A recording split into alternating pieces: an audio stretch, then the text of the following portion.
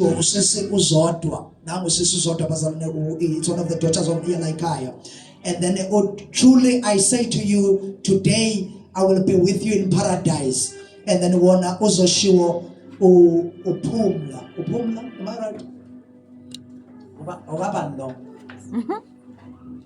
manje ngaba nkosi nakuse ngibaphamanisa uphumlikazi waleni usisindiswa uma bebheka indodana uzoshiwo umama ukhumalo. My God, why have you forsaken me? Highlight. Oh my God, ubungane. My God, I am thirsty. Uzoshiwo uphumla. It is finished. Uzoshiwo undlamlenze together negama elokugcina le7 elithi Father, into thy hands I commend my spirit. As we close our eyes, bazolandelana kanjalo, and then uzobukelela uzoba yiloqala kodwa laba bazolandela bazovele bese begibela phezu kwendaba. And then loqala uzothatha u7 minutes, abalandelayo bazothatha 5 minutes, bese lokugcina uzothatha u10 minutes because amazwi azowasho mabili ebese sithandazisa. Cela sibambe amehlo as I pray. Father God, we thank you, we bless you. uNkulunkulu othangcwele nanti lenkonzo eyaqalwa nguwe esiphambanweni nawo lamazwi angashiwo ngumuntu kodwa ashiwo nguwe.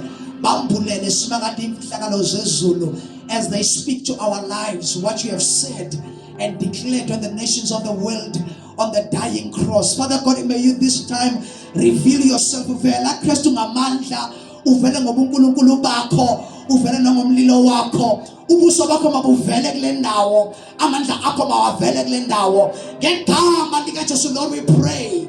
Father God, philisa abagulayo ngezwi lakho, sindisa simakade nabadukile ngezwi lakho, khulula ababoshiwe ngezwi lakho, phakamisa abaphansi ngezwi lakho. Ngamandla egama likaJesu uyisela amandla kulabo abalahlekelwa ngamandla, ngamandla egama lezwi lakho. Lord we pray as we give the hands of praise to our God.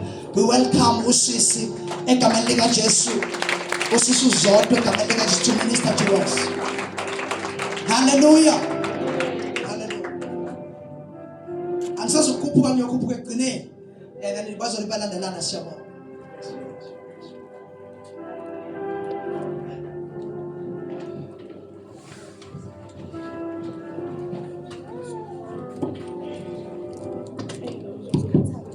Hallelujah. Ngibingelela bazalwane egameni likaJesu. Amen. This is the day that the Lord has made. Hallelujah. Igama lami nguzodwa ngakangwenya ngomntwana kaNkulunkulu ngisindisiwe. I am the daughter of CIM and komatoho ke uNkulunkulu wangithatha wangibeka eGoli, but ngiyindodakazi yalayikhaya. Hallelujah. Ngibingelela nonke bazalwane egameni likaJesu ngokukhethekile, the angels of the house, ubaba Masuku nomama Masuku, no Anathi ngegama likaJesu. Amen. And all the protocol reserved, worship team, we thank you so much. We really appreciate you. You really move the presence of God. Amen. Ngizoba mfishane kakhulu bazalwane ukwamkela so that abanye abantu bazothola isikhathi nabo. So namhlanje ngizoshare ezwini Luke 23 verse 34 othi baba bathethelele ngoba abakwazi abekwenzayo. Amazwi akhulunywa uJesu eseyinhlungwini ezinkulu eseshayiwe bazalwane, kodwa uthi baba bathethelele ngoba bakwazi abakwenzayo. Namhlanje ngifuna ukukhuluma nomuntu ozesontweni omzalwane uthi uNkulunkulu ngiyakwazi uthembekile, kodwa you failed me in this situation. Wawukuphi ngishonelwa abazali ngisesemncane, wawukuphi Jehova ngikhula ngiyintandane, uthi wena you will never leave nor forsake me. Ngadlwengulwa uNkulunkulu wengcwele uthi wena uhlezi ukhona, wawukuphi? Ngikhuluma nomzalwane ozayo esontweni, uyamazi ukuthi uNkulunkulu uyasindisa, uyamazi ukuthi uNkulunkulu angeke amshiye, uyazi ukuthi uNkulunkulu uthembekile, but unalo mbuzo ukuthi kodwa Jehova wawukuphi? Wawukuphi ngikhula ngiyintandane, wawukuphi abazali begula, wawukuphi ngigula ngingedwa kungekho umuntu ozofika ezongisiza, wawukuphi ngibhulishwa esikoleni impilo yami yashintsha yonke all together. Uthi wena ezweni lakho you never leave nor forsake me. Yes ukhona unjalo uthembekile, uNkulunkulu usathandaza, uNkulunkulu usayiphendula umthandazo, but mawuhleli wedwa unalo yambuza ukuthi kodwa Jehova laphayana awungenzelanga iqiniso. And then mawuba naleyo mbuzo leyo igcina isi stronghold, uba nayo lento iba yihlwili bazalwane, noma uthandaza ukhuleka kodwa kunalehlule elingasuki, ngoba mawusuhleli wedwa ukuthi kodwa uNkulunkulu ngiyazi ukuthi uthembekile, as much as ngeke ngikubuze imibuzo kodwa wawukuphi, ayikho ingane kumele ikhule ngenamzali, akekho kumele umuntu okumele ukuthi experience i-rape kodwa wena uthi wakhona. Amen. Ulahlekelwa abantu emndenini, uNkulunkulu khona akashongo kuNkulunkulu ukuthi this is what will happen, nawo bona sekwenzakalile. Yesu uthembekile kodwa Jehova wakuphi? Namhlanje uJesu mayelanga esiphambanweni uthi baxolele Nkosi ngoba bakwenzayo. Hallelujah. Namhlanje ngizothi kulombuzo lo okhona, let go, yekelela. uJesu uthi, uNkulunkulu uthi mina nguNkulunkulu ophila ngaphandle kwesikhathi. Isikhathi lesi nginisaziyo uJanuary February mina kade ngidlulile. Uthi uJehova mina ngikwazi useseyihlwili esweni samamakho. Impilo yakho i-blueprint was there before you. So ngikwazi ungakazalwa. Konke lokho okwenzakala empilweni yakho, I saw it before it happened. And ngalokho, that is why I went to the cross. Hallelujah. uNkulunkulu wabuka isimo sakho. What's because ukhulunge nabazali, yingakho ngiya esiphambanweni. Ngoba wena udlule kulo buhlungu odlule kulo, ingakho ngiya esiphambanweni. Namhlanje ungasayibuza ukuthi Nkosi wakuphi. uNkulunkulu ubuka isimo sakho. Wathi njengoba wena udlule kulo buhlungu, njengoba wakhula uhlukumezeka, njengoba wena urejectiwe, njengoba ungekho umuntu okhalela kuye, uNkulunkulu ngathi mangihleli ngakubuka wena wedwa zwi, ngathi because when you rejected, I'm taking your pain to the cross with me. Hallelujah. Ungayibambi mzalwane ukuthi ufuna ukugogomela ubuhlungu buzowenza ihluli and angeke uphole, angeke ufake ibhandishi ephe kwesilonda esivuza igazi esingeke siphole. Amen. Ngixolela bazalwane, ama-notes wami yenze efonini, hayi kusingidlala WhatsApp. No. Hallelujah.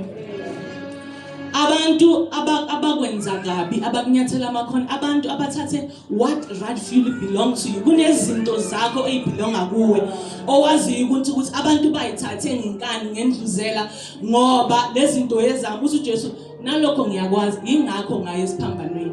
Ungababambela amagqubu baxolele. Angithi manje sewuyazi, usuwazi kangcono ukuthi yes, ukuze ufike to your destiny kumele udlule la. And mawudlula la akusukuthi is news to Jesus, akusukuthi kuyaqala ukwenzeka.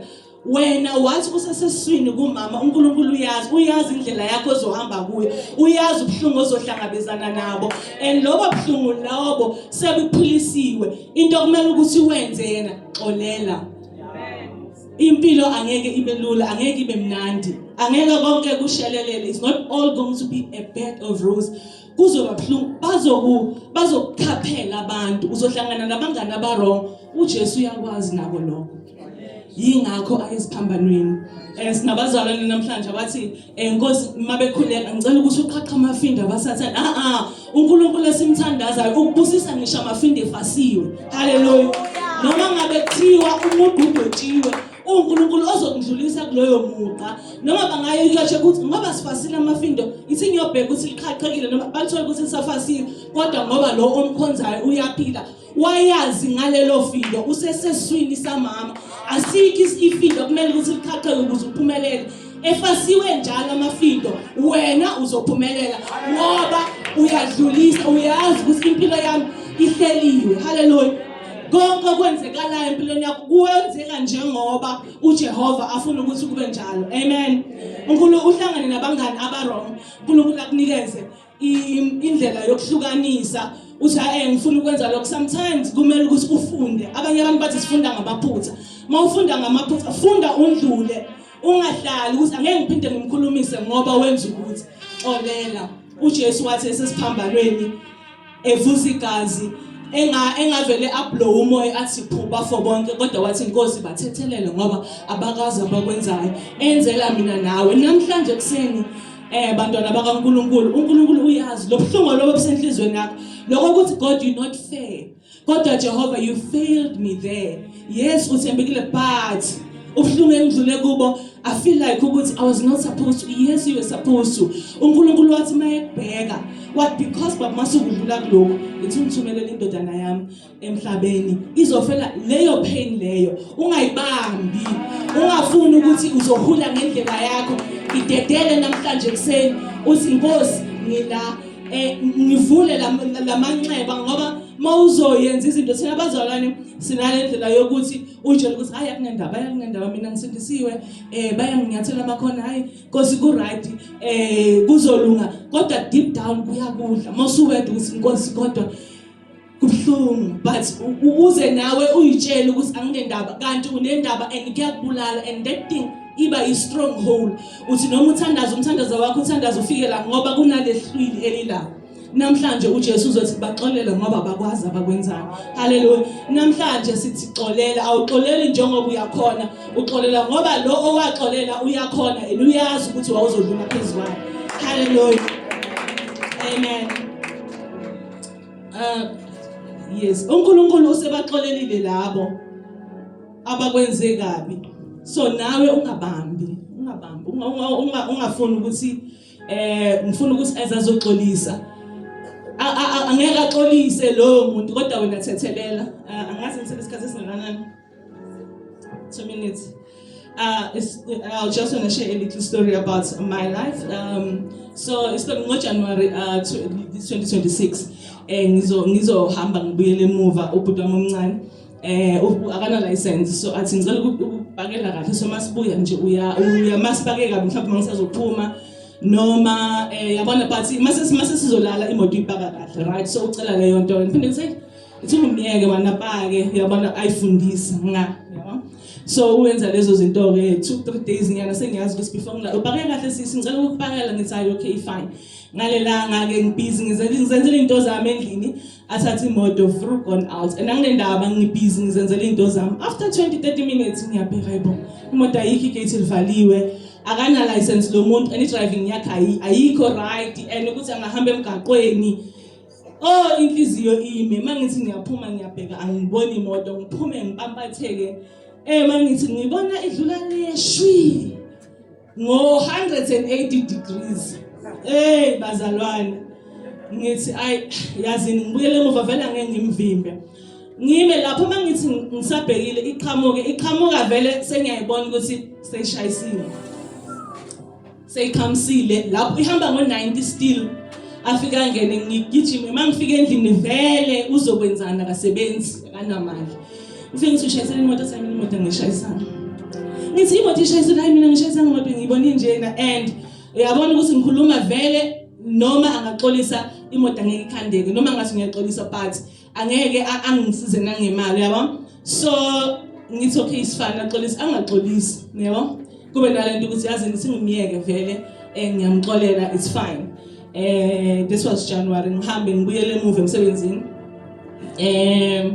mangifika eGoli obviously uNkulunkulu athi forgive ngithi but God akasho ukuthi uyaxolisa athi uNkulunkulu forgive even those that they are not asking for forgiveness ngithi but uNkulunkulu ngicela ukuthi acknowledge asho ukuthi sinyishayisile imoto ngiyaxolisa athi uNkulunkulu nalabo abangaxolisi uzobaxolela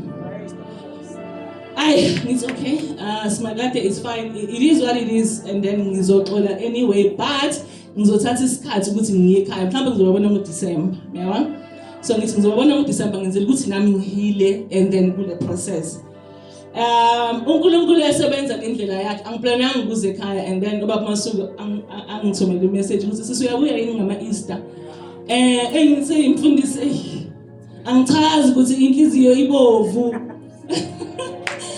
uNkulunkulu esebenza ngendlela yakhe and then ngithi okay baba ngicela unginikeze isikhathi ngizophendula anyway ngithi inkosi ngithembile ngiyazi ukuthi mhlawumbe it is time ukuthi ngifacane nale situation ngindlule kuyo ubaba Masuku anginike the same verse athi ngifuna ukuthi ukhulume ngokuxolela ngithi inkosi ave unamahlaya hallelujah ave unamahlaya so nginokuthenga izinto kunosisi ohlala next door la ngihlala ngakhona ukuhamba estock izinto asithengisele so ngoba ngihlala eduze kwakhe uyaye anginike mina qala ukuthi ngithenge ngichoose yabo and then ngibheke nje mhlawumbe amateka nice turkeys Nike Adidas and then awekho engiwathandayo nanganela ngokuthengela nabantwana basekhaya khona amanye nje alingana yena lokhanda kakhulu ngiwathathe ngakuwe ngithi lawa lingana lokhanda kakhulu kodwa manje ngizoyenze njani ngithi ithi ngiwathathe vele anyway because ngizoya ekhaya ngoDecember yabona so ngiwathathe ngiyazama uxola ngiyakhuleka everyday ukuthi Nkosi ngiyazi ukuthi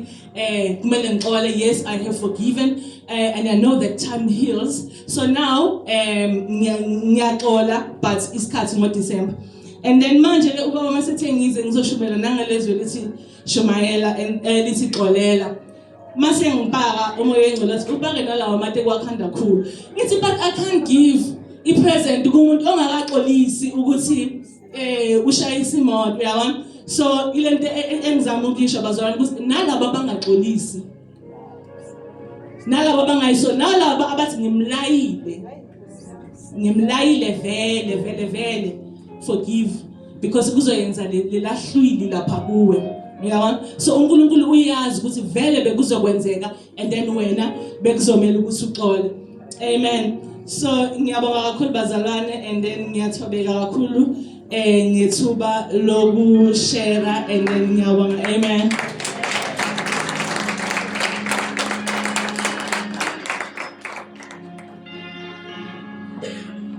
sokuba memela kuso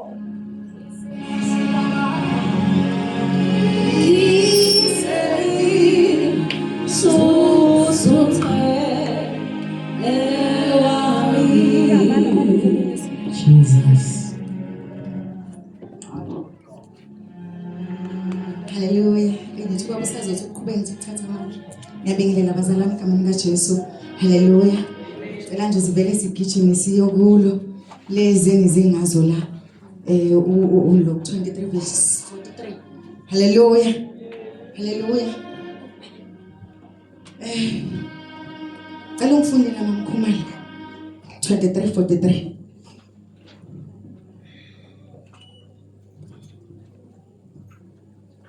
Verse 43 wathi kuso ngiqinisile ngithi kuwe namuhla uzakuba nami eparadise. Hallelujah. Jesus held the repentant thief on the cross. Truly I tell you today you will be with me in paradise. Hallelujah. Bazalwane lana sithola uJesu ubethelwe esiphambanweni. Hallelujah. Ubethelwe nezelaliso eziwu2. Hallelujah. iBhayibheli lithi iphambano zazintathu. Kwakuyisiphambano seselelesi esasonile ngendlela ongayicabanga kuyisiphambano sesinyiselelesi phakathi nendawo kuJesu. Hallelujah. iBhayibheli lithi ke bazalwane kuneselelesi esisodwa. His cross was representing rejection. Esasibhizi simokha uJesu sithi uma ngabe ubuyinkosi yamakhosi zisindise nawe bese nathi uyasindisa. Lithi iBhayibheli ngesikhathi sibhizi simokha uJesu akazwakali ekhuluma kodwa kuphendula esinye iselelesi esisesiphambanweni. His cross was representing irepent bazalwane. Siyaphendula sithi awazi yini ukuthi ubani lona? Awazi yini ukuthi uyinkosi yamakhosi? Thina sila esiphambanweni ngoba sonile sifanele ukuba sesiphambanweni kodwa yena akanali ikala akafanele ukuba sesiphambanweni. Hallelujah. Lithi awazi yini ukuthi uyinkosi yamakhosi? Ngiyabonga the one that was mocking Jesus. Amehlaso ayenqutiwe bazalwane ayengaboni lutho. Ngiyathemba wayenga-understand ukuthi kwakwenzakalani. Hallelujah. Ngoba ukuba kwakuyimina inkosi yamakhosi ikhona ngizazi ukuthi ngonile ngangeke ngisho lutho ngangizokwamakwela isijeziso engangizonikezwa kona kodwa sizwakala simokha uJesu ngoba understand.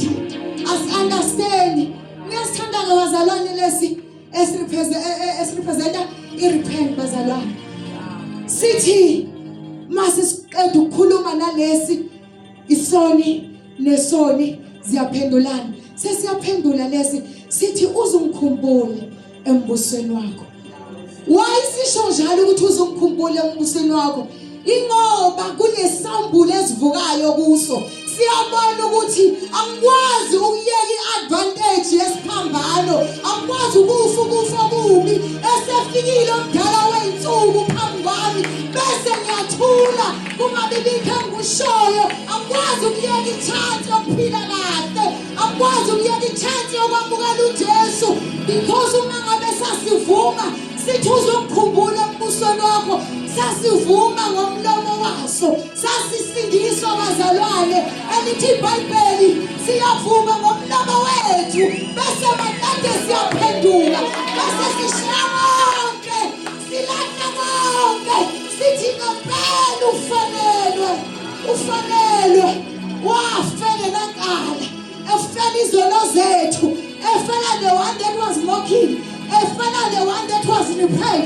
efela mina efela wena hallelujah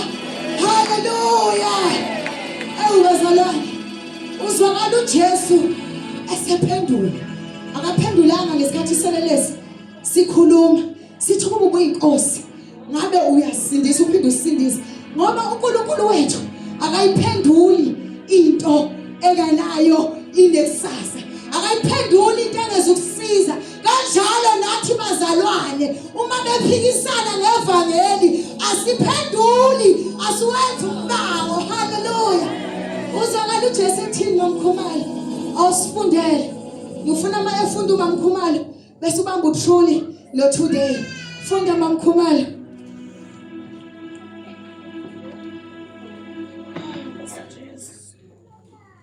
Jesus. Verse 43. Wathi kuso ngiqinisile ngithi kuwe namuhla uzakuba nami eparadise. Hallelujah. Uthi uJesu ngiqinisile truly today ayikusasa ayinini kodwa namhlanje uzoba naye eparadise namhlanje ayikusasa ngoba uNkulunkulu wethu akusiyena uNkulunkulu opostponayo uma eshila ezwilanga wathi today kuzoba njalo kuzoba utoday uma yathi asithi isikhali esiyophumelela surely there is no weapon hallelujah uJesu ongawaqamba manga nawo umusa ekuseni bazalwane owenzela iselelesi esivuma ngomlomo waso ukuthi uJesu inkosi uJesu ufanele izothi ekuseni bazalwane nawo umusa ekuseni uNkulunkulu angakwenzela nawe akabalanga iselelesi ukuthi sinezona inkani ukuba kwakuyimi ngangizothatha ukuphaka umuntu 5 years ngoba wena ubulalile warepa wenza u1 no 2 kodwa sithanda uJesu uthi namuhla uthi surely namuhla uJesu ufaka istamp sokugcina bazalwane phezu kwesoni yini phona hlula uJesu kushintsha impilo yakho nasekuseni yini engahlula uJesu kushintsha isimo sakho yini engahlula uJesu ukunikeza umusa awunikeza umuntu owayonile ngizothekseni na umusa bazalwane nanku umusa ongabheki ibackground yakho nanku umusa ongabala amaqala akho nawo umusa ekuseni ongakubalela izolo kodwa uJesu unguNkulunkulu ophilayo unguNkulunkulu ophilisayo unguNkulunkulu olapha zonke izifo ezihlula odokotela osekuhlula inyanga uyesenzela umusa bazalwane ngizosho njalo nje ekuseni ukuthi ukhona umusa ukhona lo Jesu owafa wafela mina wafela wena engazange abe nakala can you imagine uma kuthiwa kuya ngoSathane sasiyothi masona ebese vele kuyaphela ngathi kodwa uJesu sithi masona ethi nawo amanxeba ezandleni athi nawo amanxeba enyaweni yebo naye ngamfela akuthethelele sometimes ungakacela uxolo ngoba esho sisakuthethelele akabamba amagqubu bazalwane akabamba amagqubu impela ngizosho njalo ukuthi uyinkosi yamakhosi unomusa umusa wakho usanele sonke ngoba nabangayicela imvula kodwa uyayenisa nabangakholwa kodwa uyabanisela imvula kusho ukuthi unguNkulunkulu onomusa, unguNkulunkulu onothando. Ngizoletha umusa nje kuseni. Hallelujah. Ngizoletha nje umusa bazalwane. May God bless you.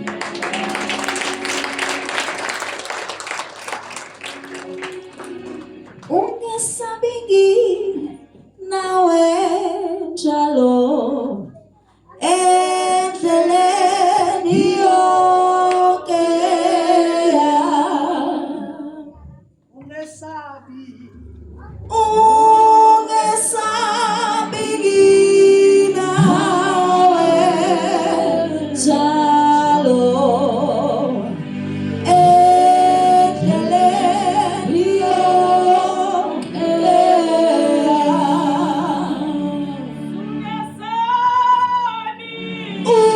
ungesabingi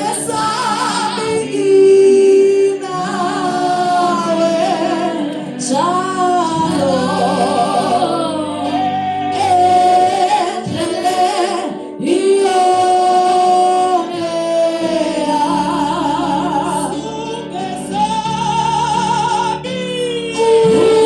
ungesabingi nawe njalo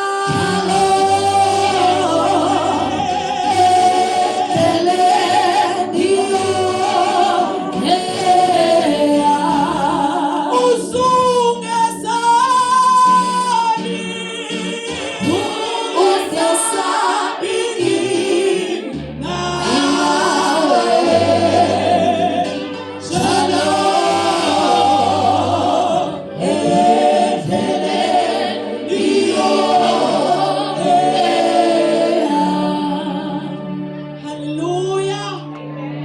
Oh, hallelujah. Ngiyabingelela ukuthatha ubezulu, ngibingelele umfundisi Masuku nebandla lonke nabafundisi bonke egameni likaJesu. Okhulumayo uMamkhumalo bazalwane, ngizoshare ngezwi lesithathu elitholakala encwadini kaJohn ku-chapter 19. Sizofunda uverse 26 noverse 27. Hallelujah. La kufundeka khona kanje. Kuthe uJesu ebona unina nomfundi amthandayo bemi ngakhona, wathi kunina, mame bheka indodana yakho. Wayesethi kumfundi, bheka unyobo. Kusukela ngaleso sikhathi umfundi lowo wamyisa kwakhe. Hallelujah. Oh, hallelujah. Uma sibheka ivesi elingenhlana nje kwakhona uverse 25, lithi izwi lenkosi uMaria unina kaJesu noMaria umka Cleopas noMaria Magdalene babemi ngasesiphambanweni uJesu ayelengiswa kuso. Kodwa lithi izwi lenkosi uJesu umevula amehlo ubona unina uMaria abesebona umfundi elithi iBhayibheli wayemthanda kakhulu. Oh, hallelujah. Hallelujah bangcwele. Kubani kanti lo Maria? Lo Maria bazalwane ubizwa ngoEve wesibili, the second Eve. Siyazi bazalwane ukuthi ensimini yase-Edeni kuke kwaba khona uEva. Elithi mangabe sibheka kwi-dictionary lithi izwi igama elithi Eva lisho ukuthi the mother of the living.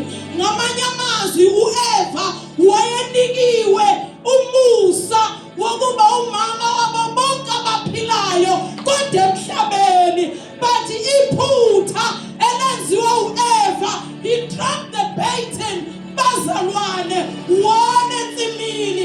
Yingakho bazalwane uGenesis chapter 3:15 sizwe isiqalekiso uNkulunkulu asibekayo ensimini uthi kodwa ikhona inzalo yowesifazane eyokhoboza ikhanda lesitha.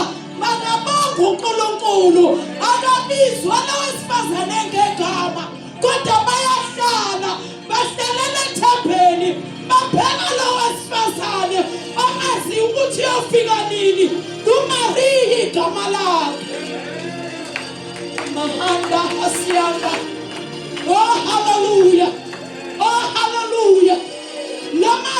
sikhuluma ngaye kuye lo wayemisela uJosefa.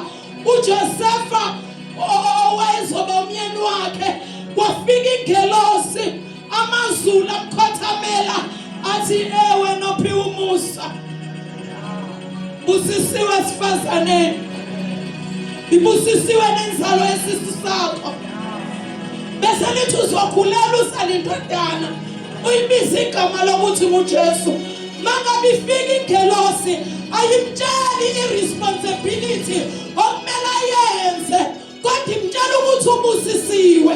Kodwa mangabe semkhona lo Jesu, oh hallelujah, shamahanda, uma semkhona lo Jesu akayazi irresponsibility. Kodwa into engiyithanda ngoMaria lithi iBhayibheli sithoma ifika ingelosi abelusi bemtshela ngakho konke, izulu elalikwamphulile ngoJesu lithi wayewagcina lawo mazwi azinhle ngawo. Oh hallelujah. Uthi mayehamba uMaria akambona uJesu enza ngenye indlela, athi usuyandida mntanami, abese khumbula amazwi ayezindla ngawo. Yingakho lo Maria simthola kuJohn chapter 2 athi mangabe sekupheliwa yini, athi noma yini akakushoyo akukwenza, ngoba kunento engiyaziyo ngaye nina ngingayaziyo. Yebo mntanami ushamahanda. Oh hallelujah, oh hallelujah.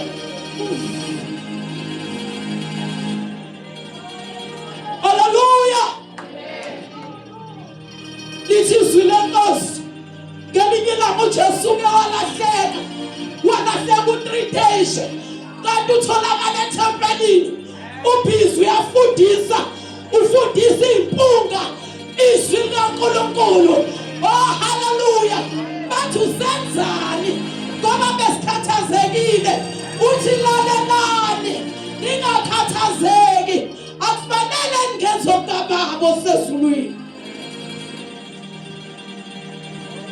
Jesus, singathaza kuze kuyoshona ilanga uye lo Maria, but as much as ayengatshelwanga irresponsibility, into ayenqoba ngayo ukuthi amazwi wayeyokhuluma uJesu kuye wayewatreasurisha kuye, abese zidla ngawo uNkulunkulu amsize on how to guide. This is my son.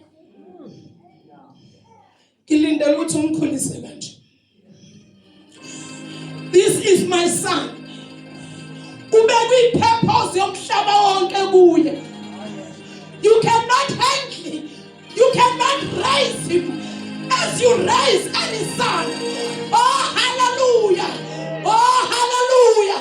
Ngathi ngiyambona uMaria mlalela uNkulunkulu. Oh hallelujah.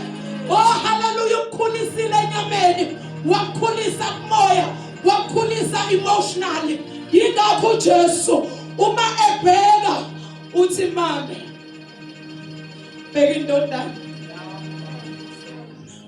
Yini into eyenza ukuthi athi mame bheka indodana?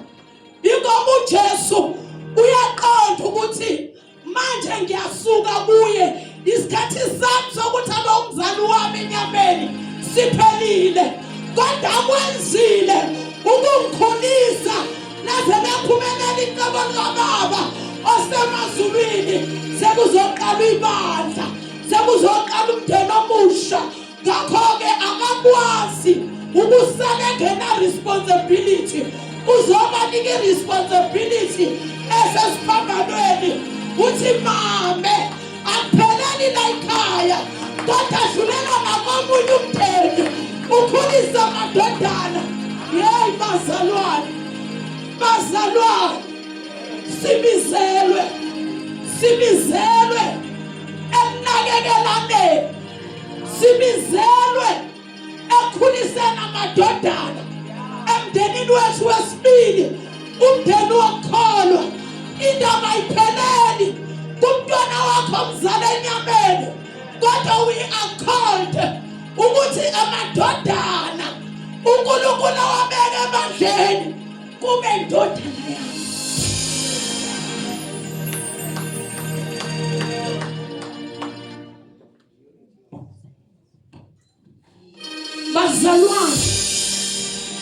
Bazalwane, asizile ukuzohlala, kodwa sine responsibility. Mama, bheka indoda, uyibheke physical, uyibheke emotional, uyibheke spiritual, ngoba kunaqaba kaNkulunkulu kuleya ndodana. uNkulunkulu ulindele wena ukuthi uphumelele ngawe.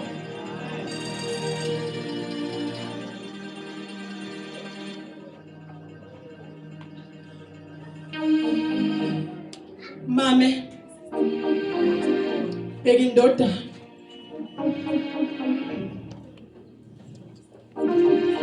Bazalwane, amadodana ayabhubha ngaphandle. uNkulunkulu usinike responsibility yokuthi bheka indodana. Kodwa ngihleli kunethezekile ukuthi mina sangifumana umusa. Isitha siyababhuqabhuqa, silibela ukubahleka, sithi uMamsorenso akakhulisanga kahle, kodwa unikiwe responsibility yokuthi wena uyibheke indodana. Unikiwe responsibility yokuthi uyikhulekele indodana.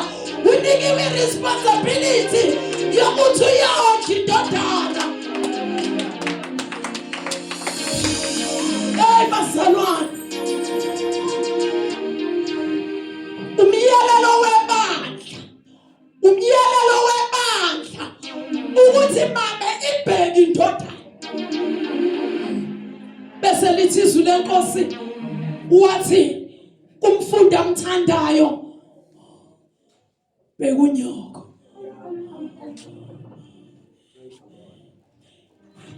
Ikhona lento ayazi ngoJohane, ikhona lento abantu abangayazi. uJesu kodwa ayazi ngoJohane, elithi iBhayibheli wayemthanda kakhulu. Ngathi ngiyambona ethi mayebheka athi impela Johane ukhona kuze kube manje nami. Angibona abanye abafundi nakuba bebengithembisile, kodwa wena ukhona kuze beka lokho. Impela ubungithanda impela. Oh haleluya. uJesu liyadonsa uthando kaJohane, liyadonsa ukumlangazelela kwakhe. Elithi izwi lenkosi lapho uJesu ekhona uJohane wayekhona. Even abafundi abaningi bengekho, but uJohane wayehleze khona. Bazalwane masesikhona, uJesu uthi uJohane akanakekela unina, uthatha irresponsibility as the firstborn ukuthi njengoba sengifa ngihamba, Johane sale unakekela umama. Johane sale wenza imisebenzi yamandla kumama, ngoba mina sengibuyela kubaba. Mama ungakhali, angikushiyi wedwa, kodwa ngikushiya nomnakekeli. Bazalwane, mawuyibheka lento, it includes ama-genders amabili. It includes igender yowesilisa, it includes igender yowesifazane. Asibizelwanga bazalwane ukuzongofana ngokwamagenda. Sibona ngathi abanye bangcono kunabanye, kodwa sibizelwe ukuthi sizonakekelana.